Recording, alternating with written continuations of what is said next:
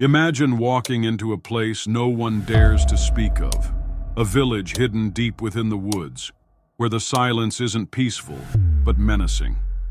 They say the scarecrows there aren't just decorations, but warnings. Warnings that move when no one's looking. Tonight, we unravel the chilling mystery behind the Village of Straw Effigies. What happened to the brave souls who stepped foot into this cursed land? And more importantly, why has no one ever returned unchanged? Stay with us until the end, because the truth isn't just terrifying, it's personal. This isn't just a ghost story, it's a warning. Are you ready to uncover what lies in the shadows? Let's begin. For years, people have whispered about this mysterious place, hidden deep in an unmarked forest. The stories claim that for every person who vanishes there, a new straw effigy appears, dressed exactly like the missing individual.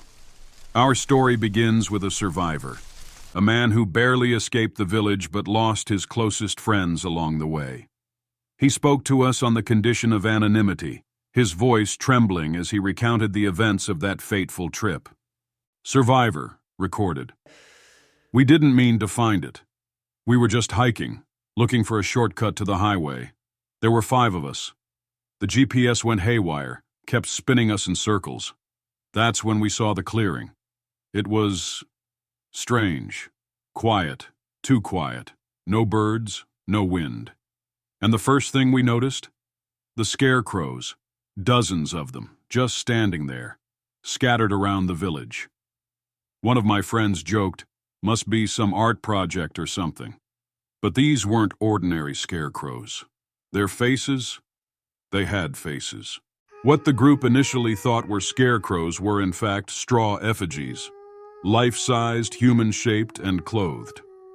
One of them wore a red jacket, exactly like one of his friends had been wearing. At first, we laughed it off. Maybe someone was messing with us. But then we started noticing their eyes. Not real eyes, but those buttons or beads they used. They seemed to follow us. And then, that old man showed up. An old man emerged from one of the dilapidated homes, his steps slow, deliberate. He didn't greet them, but spoke in a low voice, almost a whisper. He said, "You shouldn't stay here. The village keeps what it takes. Leave before it's too late." We thought he was crazy. Until my first friend disappeared. Despite the warnings of the survivor, his story was dismissed as an urban legend. But as always, there are those who can't resist poking the bear. A group of skeptics, including amateur ghost hunters and thrill seekers, decided to investigate the village. Armed with cameras, thermal imaging, and a heavy dose of skepticism, they headed into the forest. They recorded every step of their journey, their plan to prove that the Village of Straw Effigies was nothing more than a tall tale. But as they approached the area described by the survivor, their equipment began to fail. What the hell? My GPS is glitching. Relax. It's just the signal. When they reached the clearing, the skeptics described the same eerie silence the survivor had, but they pressed on, laughing nervously as they examined the effigies. Look at this one. It's got a scarf, just like yours. Yeah, right. Next you'll tell me it's haunted. They brushed it off as the wind. But by nightfall, one of their group was missing. When they realized their friend was gone, panic set in. They searched frantically, calling his name, until they stumbled upon a new effigy propped against a tree. It wore his jacket. This is some kind of joke, right? Where is he? The skeptics tried to leave the village, but every path seemed to lead them back to the clearing. Their flashlights flickered, cameras malfunctioned, and strange whispers filled the air. One by one, the effigies began to move. Before their equipment died completely, one of the skeptics managed to capture footage of an old map in one of the homes. It depicted a ritual involving the effigies, a way to appease the spirits and escape. But the ritual required a sacrifice. "We have to do it," It's the only way.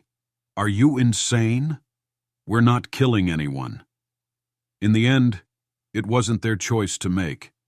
One of them was taken, his screams echoing through the village as the others performed the ritual. Only 2 skeptics made it out of the forest. Their footage, though fragmented, told a chilling story. Effigies that moved on their own, voices whispering in the darkness, and the final, haunting moment when the straw hands reached out to claim their last victim. But the most unsettling part of their testimony came later. Weeks after their escape, one of the survivors reported seeing a straw effigy outside their home. It wore their jacket. What would you do if you found yourself in a place like the Village of Straw Effigies? Would you stay and face the unknown, or run, knowing it might already be too late? If you've ever had an experience that sent chills down your spine, we want to hear it. Share your story in the comments, and let's build a community of those brave enough to confront the mysteries of the world.